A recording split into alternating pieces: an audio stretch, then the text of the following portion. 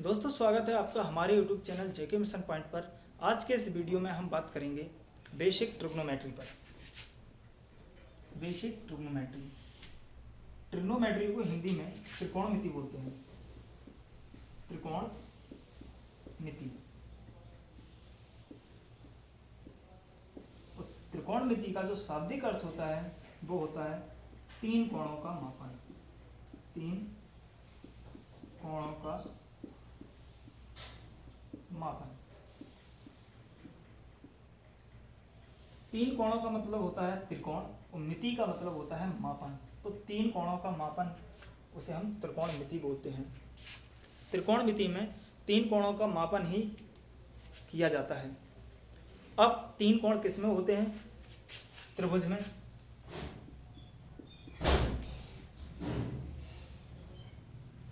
त्रिभुज किसे बोलते हैं? एक ऐसी आकृति जो तीन भुजाओं से घिरी हुई है उसको त्रिभुज बोलते हैं। त्रिभुज में तीन भुजाएं होती हैं और त्रिभुज कई प्रकार के होते हैं, जैसे समबाहु त्रिभुज, समद्विबाहु त्रिभुज और समकोण त्रिभुज। तो ट्रिग्नोमेट्री में सबसे ज़्यादा इम्पोर्टेंट रोल प्ले करता है कौन? समकोण त्रिभुज। ट्रिग्नोमेट्री का जो भी स्ट्रक्चर है वो सबसे ज़्यादा किस पे रखा हुआ है? समकोण त्रिभुज पर। तो चलिए समकोण त्रिभुज को हम समझ लेते हैं कि क्या होता है। समकोण त्रिभुज में दो भुजाएं एक दूसरे के परपेंडिकुलर मतलब लंबवत होती हैं। एक ये भुजा है और एक ये भुजा है। ये भुजा है ए बी और दूसरी भुजा है बी सी। तो ये जो दो भुजाएं हैं एक दूसरे से लंबवत, लंबवत का अर्थ होता है एक दूसरे से 90 अंश पर हैं। ठीक है। अब हम क्या करेंगे? तीसरी भुजा को जो ए और सी पॉइंट हैं इनसे मिला देंगे। तो ये एक ऐसी आकृति है जिसे हम समकोण त्रिभुज कहते हैं, क्योंकि इसमें दो भुजाएं लंबवत होती हैं। अच्छा, इसमें क्या होता है कि ये जो ए सी भुजा होती है, ए सी भुजा यानी कि 90 अंश के सामने वाली जो भुजा होती है उसे कर्ण बोलते हैं। कर्ण बोलते हैं। सेकेंड थिंग, ये हमारी कर्ण हो गई। अब इसको लंब बोल देते हैं और इसको आधार, क्योंकि ये नीचे है तो इसको आधार बोल देते हैं। अब देखो, हमारे पास कई सिचुएशन ऐसी होंगी कि त्रिभुज हमारा यही होगा लेकिन ये आधार बन जाएगा और ये लंब बन जाएगा। खैर उसको हम बाद में देखते हैं। सबसे पहले हम ये समझ लेते हैं कि ये जो कर्ण होती है वो समकोण त्रिभुज की सबसे बड़ी भुजा होती है और वो 90 अंश के सामने वाली भुजा कर्ण होती है। ठीक है। और ये सबसे बड़ी भुजा होती है, ये याद रखना। लंब को हम L से डिनोट करते हैं, कर्ण को मैं K से डिनोट करता हूँ और आधार को हम A से डिनोट करते हैं। तो इस तरीके से ये समकोण त्रिभुज हो गया है। अब हम बात करेंगे पाइथागोरस थ्योरम पर, जो बहुत इंपॉर्टेंट प्रमेय है। पाइथागोरस प्रमेय, जिसके बिना त्रिकोणमिति असंभव है। तो चलिए बात करते हैं उस पाइथागोरस थ्योरम को हम प्रूव करते हैं। किस तरीके से पाइथागोरस ने वो थ्योरम को बनाया है और किस तरीके से वो उसका कॉन्सेप्ट निकाला हुआ है। चलिए उसको हम प्रूव करते हैं। ठीक है। अब देखो, हमारा ये समकोण त्रिभुज है, चलो हम इसको मिटा के एक दूसरा समकोण त्रिभुज बनाते हैं, सेम ऐसा ही। अब हम बात करने वाले हैं पाइथागोरस थ्योरम पर। पाइथागोरस प्रमेय।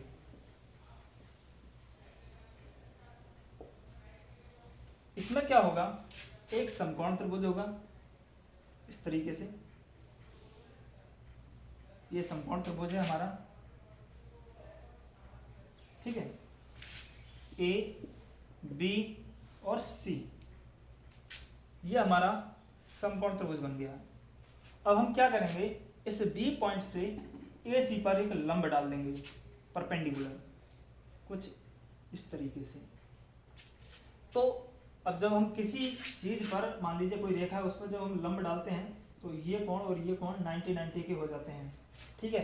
तो ये जो कोण होगा ये भी 90 का होगा और ये जो कोण होगा ये भी 90 का होगा। ठीक है, ये दोनों कोण 90 के होते हैं, उन दोनों को मिला दो तो ये 180 हो जाता है। तो ये हमारी कर्ण है, किस त्रिभुज की कर्ण है, ए बी सी।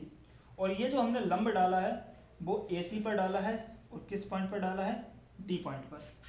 तो अब इसमें 3 त्रिभुज दिख रहे होंगे, कौन कौन से, A B C, A D B और बी डी सी। इसमें 3 त्रिभुज दिखाई दे रहे हैं। तो हम सबसे पहले क्या करेंगे, 2 त्रिभुज को कंपेयर करेंगे, एक छोटा वाला और दूसरा बड़ा वाला, ठीक है। और दूसरी बार कंपेयर करेंगे ये वाला छोटा वाला त्रिभुज और बड़ा वाला त्रिभुज, ठीक है ना। तो इस तरीके से हम इनको कंपेयर करेंगे। और आपको पहले मैं एक बात बता देता हूँ कि एक समरूपता की प्रमेय होती है। तो वो समरूप प्रमेय में क्या होता है कि त्रिभुज के आकार बदल सकते हैं लेकिन उनके रूप एक जैसे होते हैं, ठीक है ना। जैसे हमारे पास एक ये त्रिभुज है और एक ये त्रिभुज है, ये दिखने में एक जैसे हैं लेकिन ये छोटे बड़े हैं। तो अगर मैं बात कहूँ ए बी सी और ये एम एन और ओ, ये त्रिभुज है। तो अगर मैं इसमें कहूँ समरूप, अगर ये हैं दोनों त्रिभुज समरूप हैं तो इसमें जो ये भुजा है और ये भुजा का अनुपात बराबर ये भुजा और ये भुजा का अनुपात हो जाता है। जैसे कह सकते हैं A B upon M O या ओ एम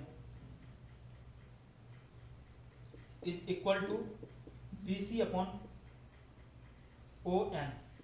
तो इस तरीके से अगर हमारे त्रिभुज समरूप हैं तो उनको हम क्या कर सकते हैं, इस तरीके से रेशियो बना सकते हैं। मतलब कह सकते हैं कि भुजाओं का जो अनुपात होता है वो बराबर होता है, ठीक है। तो चलिए हम इसमें बात करते हैं। हम करने जा रहे हैं पाइथागोरस प्रमेय को सिद्ध। कहाँ से ये पाइथागोरस प्रमेय आई है, तो चलिए देखते हैं। हमारे पास एक त्रिभुज है, त्रिभुज A D B, A D B, ये समरूप का चिन्ह होता है। किसके समरूप है, ए बी सी के, क्योंकि इसका भी 90 है और इसका भी 90 है।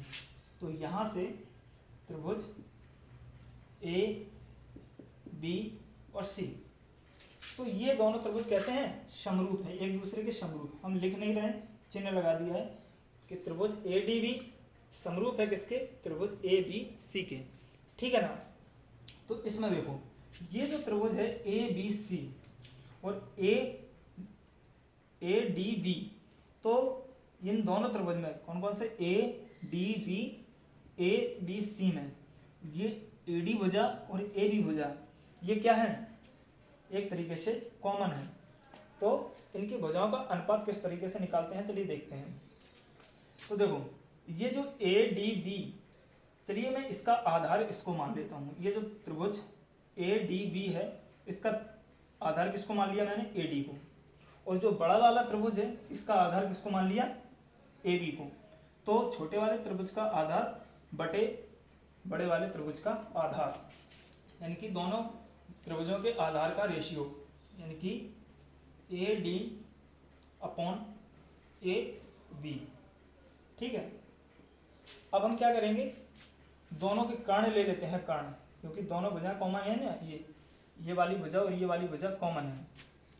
तो अब देखो ये जो ए डी बी ये जो त्रिभुज है इसका कर्ण कौन है, ए बी, और बड़े वाले त्रिभुज ए बी सी का कर्ण कौन है, ए सी। तो कर्ण बटे कर्ण यानी कि ए सी। तो यहाँ से छोटे वाले त्रिभुज का कर्ण कौन है, इसके 90 के सामने वाला जो भुजा होता है वो कर्ण होता है। तो ए बी कर्ण हुआ छोटे वाले त्रिभुज का, ए बी, अपॉन बड़े वाले त्रिभुज का कर्ण कौन सा, ए बी सी, यानी कि ए सी हुआ बड़े वाले त्रिभुज का कर्ण, ए सी, ठीक है। तो इस तरीके से हम इनके भुजाओं का अनुपात रख देते हैं। तो यहाँ से इसका मल्टीप्लाई कर देते हैं। तो A D into A C is equal to A B square, A B इनका त्रियक गुणा कर देते हैं तो ए बी स्क्वायर हो जाएगा ये। इसे समीकरण नंबर फर्स्ट मान लेते हैं। सेकंड थिंग, अब हम बात करेंगे, अभी हमने त्रिभुज ए डी बी और ए बी सी के बारे में बात किया। अब हम बात करेंगे बी डी सी और ए बी सी, ये त्रिभुज दोनों समरूप है। कौन कौन से? ए बी सी और बी डी सी, ये दोनों त्रिभुज समरूप हैं। तो चलिए इनको भी कंपेयर कर देते हैं। बी डी और सी समरूप हैं किसके? त्रिभुज ए बी सी। ध्यान रखने के लिए हमेशा एक चीज को याद रखना कि ये जो बड़ा वाला त्रिभुज है, दोनों छोटे त्रिभुज बड़े वाले त्रिभुज से कंपेयर किए जाएंगे। तो इसमें हम क्या करेंगे, ये जो वाला बी डी सी, ये जो त्रिभुज है, इसका लंब मैं इसको मान ले रहा हूं, लंब इसमें मैंने आधार माना था, इसमें लंब माने ले रहा हूं। तो डी सी ये छोटे वाले त्रिभुज का क्या है? लंब है, और बी सी इसका कर्ण है, ठीक है। और ये जो बड़ा वाला त्रिभुज है, इसका लंब कौन है? बी सी है, और कर्ण कौन सा है? ए सी है। तो हम छोटे वाले त्रिभुज का लंब और बड़े वाले त्रिभुज का लंब का अनुपात, यानी कि छोटे वाला जो त्रिभुज है बी डी सी, इसका लंब कौन है? A C, sorry D C, D C हो गया। तो बटे बड़े वाले त्रिभुज का लंब कौन सा है? बी सी, ये बी सी लिख दिया। अब दोनों के लंब हो गए, दोनों के लंब के रेशियो हो गए। अब हम क्या करेंगे, कर्ण का रेशियो ले लेते हैं। तो छोटे वाले त्रिभुज का जो कर्ण है, ये 90 है, 90 के सामने वाली भुजा कौन सी है? B C. तो छोटे वाले त्रिभुज का कर्ण कौन सा हो गया? B C. और बड़े वाले त्रिभुज का कर्ण कौन सा हो गया? ए सी। तो यहाँ पे बी सी अपॉन ए सी। अब यहाँ से दोनों का फिर से त्रियक गुणा कर दो, तो दोनों कर्णों का अनुपात ये हो गया। त्रियक गुणा करते हैं तो आता है D C into A C is equal to B C का स्क्वायर। समीकरण नंबर सेकंड लेते हैं इसको। अब हम क्या करेंगे, समीकरण फर्स्ट और समीकरण सेकंड को जोड़ देते हैं। समीकरण फर्स्ट और सेकंड को जब जोड़ते हैं तो A D into A C, A D into A C plus D C into A C, D C into A C is equal to A B square plus B C square, A B square plus B C square. अब यहां से देखो ए सी common है हमारी, ए सी common है, तो यहां से ए डी और डी सी बचा हुआ है। तो A D plus D C is equal to A B square plus B C square. अब यहां से देखो जो A D plus D C, A D plus D C किसके बराबर होगा? ए सी के बराबर होगा। इन दोनों का योग किसके बराबर है? ए सी के बराबर। तो A C into A C is equal to A B square plus B C square. अब यहां से ए सी इंटू ए सी क्या होगा? ए सी स्क्वायर बराबर A B square plus B C square. तो यहां से ए सी हमारा क्या है? अब बड़े वाले त्रिभुज को देखना ओनली, बड़े वाले त्रिभुज को। तो ये बड़े वाले त्रिभुज का 90 ये है, और 90 के सामने वाला क्या होता है? कर्ण, जिसको मैंने कैसे डिनोट किया था, यानी कि जो ए सी है, ए सी को मैं यहाँ पे लिखे दे रहा हूँ, ए सी बराबर के, यानी कि ए सी भुजा जो है वो हमारी कर्ण है। और यहाँ पे लिखे देता हूँ ए बी है, ए बी हमारी आधार है, नीचे वाली भुजा आधार मान लेते हैं, तो इसको ए से डिनोट कर देते हैं। और ये जो भुजा है हमारी बी सी, बी सी को हम किससे डिनोट करते हैं? एल से। तो ए सी की जगह पे हम के रखेंगे। मान लीजिए ए बी जो भुजा है हमारी वो ए हो गई, और ये एल हो गई, आधार हो गई, ये लंब हो गई, और ये कर्ण हो गई। तो ए सी की जगह पे हम क्या रखेंगे? के।